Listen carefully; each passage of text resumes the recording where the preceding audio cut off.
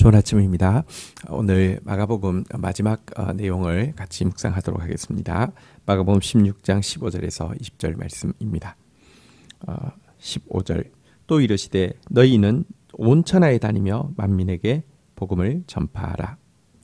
자, 예수님께서 지금 이제 부활하시고는 제자들에게 이제 사명을 주고 계신데요. 그것은 온 천하에 다니며 만민에게 복음을 전파하라는 사명입니다. 예수님께서는 생전에 제자들에게 이스라엘 집에 잃어버린 양들에게 복음을 전파하라라고 명령하셨는데요. 사실 이 사명도 제대로 감당할 수 없는 자들이었습니다. 그들은 연약했고 그들은 실패한 자들이었습니다.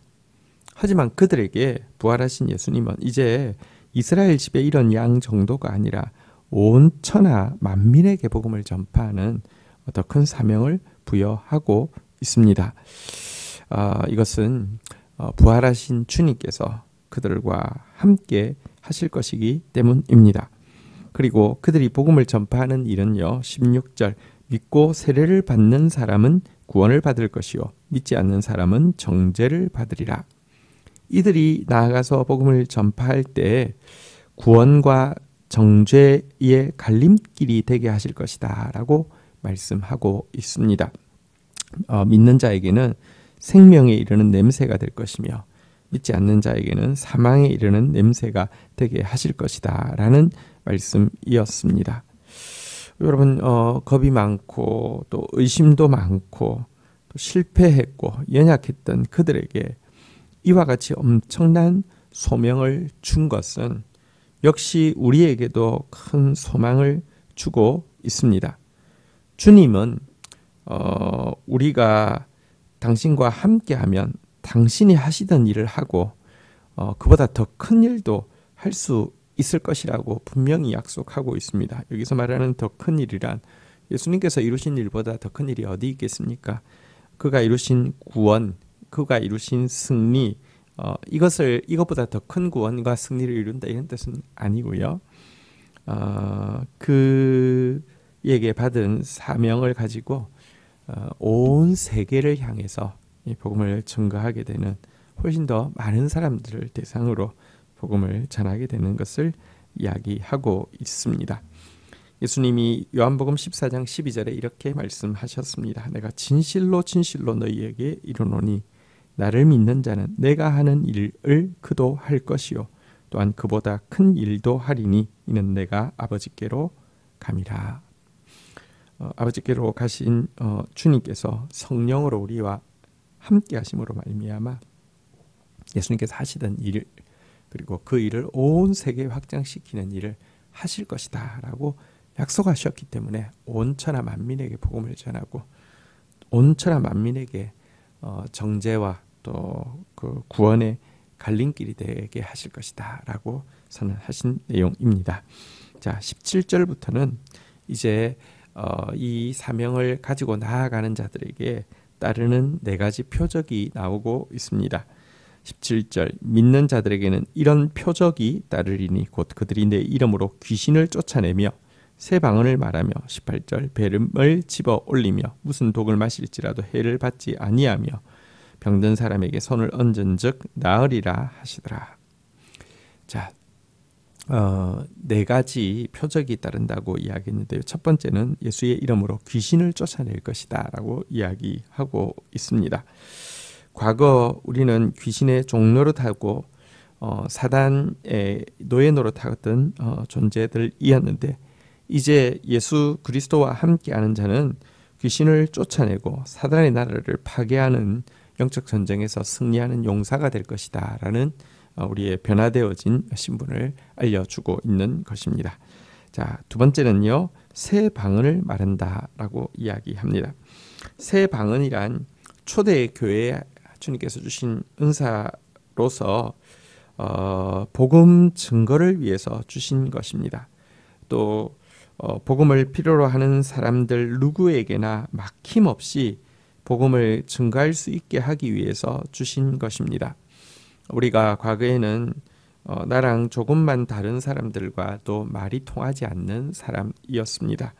그러나 복음을 진실로 받은 사람, 그 은혜를 진실로 받은 사람, 그 능력을 진실로 받은 사람은 누구와도 말을 통할 수 있는 사람, 누구도 헤아릴 수 있고 누구의 속마음도 이렇게 살필 수 있는 그런 사람으로 변화되어지는 것, 이것이 새 방언을 말하게 된다라는 표적이 담고 있는 의미입니다.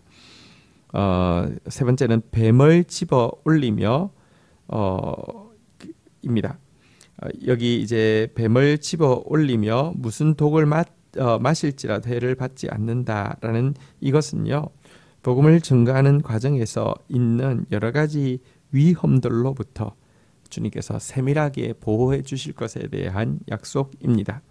실제 바울은 복음을 전도하는 과정에서 멜리데 섬에서 뱀이 그를 물었는데요. 그 뱀을 도리어 집어 올려서 버려버렸는데 그는 독사에게 물렸음에도 불구하고 그것이 그에게 어떤 해를 끼치지 못하는 그런 체험을 하게 되었습니다. 정말 약속대로 주님은 세밀하게 그를 지켜주셨던 것입니다. 이와 같은 표적이 복음을 위해서 사는 사람들에게 있을 것이다 라고 약속하신 것이고요. 마지막으로 병든 사람에게 손을 얹으면 즉 나으리라 라고 하는 치유의 표적을 약속해 주셨습니다. 전도자에게는 영혼을 치유할 뿐 아니라 육체까지 치유하는 전인적인 구원의 약속이 주어져 있는 것입니다. 이 네 가지 표적은 오늘날도 믿고 나아가는 자들에게 일어나고 있고요. 또 우리의 형편과 사정에 따라서 이와 같은 역사들은 또 일어나야 합니다. 사단은 우리 앞에서 패해야 하고요. 우리는 모든 영혼들을 향하여서 정말 말이 통하는 사람이 되어야 하며 주님은 우리를 세밀하게 보호하실 것이고 우리가 가는 곳마다 사람들에게 치유의 역사가, 영혼이 치유되고 또 육신이 치유되어지는 역사가 우리를 통하여, 우리의 교회를 통하여 하나님께서 지금도 일을 하실 것이라고 약속하고 있습니다. 자, 19절입니다. 주 예수께서 말씀을 마치신 후에 하늘로 올려지사 하나님 우편에 앉으시니라. 20절 제자들이 나아가 두루 전파일세 주께서 함께 역사하사 그 따르는 표적으로 말씀을 확실히 증언하시니라. 자, 예수님은 이 네 가지 표적을 약속하시고 승천하셨습니다. 그리고 하나님 보좌 우편에 앉으셨습니다. 앉으셨다는 것은 이제 일을 끝냈다는 뜻입니다. 우리가 일이 끝나기 전에는 앉으라고 해도 계속 서서 있는데요. 앉는 순간은 이제 일이 끝났다는 뜻인데요. 당신은 당신의 사명을 완성하셨고 또 우리에게 맡겨주신 사명이 진행 중이지만 그것 역시 완성될 것을 아시기에 그는 보좌에 앉아 계십니다. 그리고 제자들은 이 약속을 믿고 나아갈 때 주님의 역사 가운데서 그 따르는 표적들이 그들이 전하는 말씀을 확실히 증언하였습니다. 여기서 한 가지 표적과 말씀의 관계를 생각해 볼 수 있습니다. 여러분, 표적 자체가 목적이 되어서는 안 됩니다.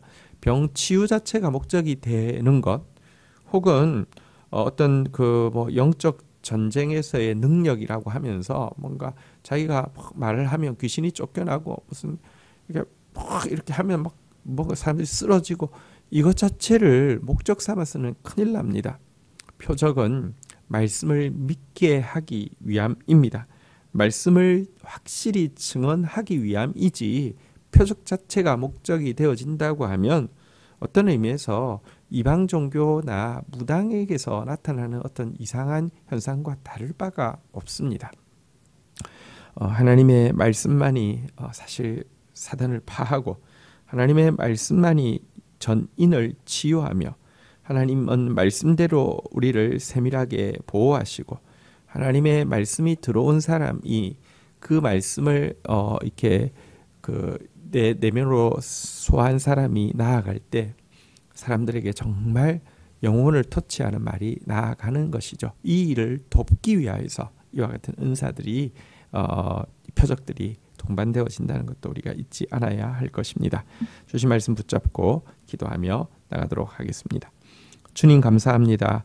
마가복음을 묵상하면서 하나님 나라의 왕 대신 예수 그리스도를 분명히 만날 수 있었습니다. 그리고 그 왕께서 저희들에게 정말 우리같이 연약하고 실패했으며 겁 많고 의심 많은 저희들에게 하나님 나라를 만민에게 온 천하에 전파하는 대업을 맡기신 것을 인하여서 감사합니다.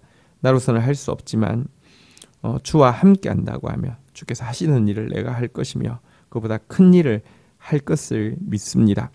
주님, 복음을 받아들이고 나아가는 자에게 약속하신 4가지 표적이 가장 부족한 저희들에게도 드러나게 하여 주시고 이 일을 통하여서 복음의 말씀이 확실하다는 것을 경험하며 증언하는 자들로 살아갈 수 있도록 은혜를 더하여 주옵소서. 감사합니다. 예수 그리스도의 이름으로 기도 올립니다. 아멘.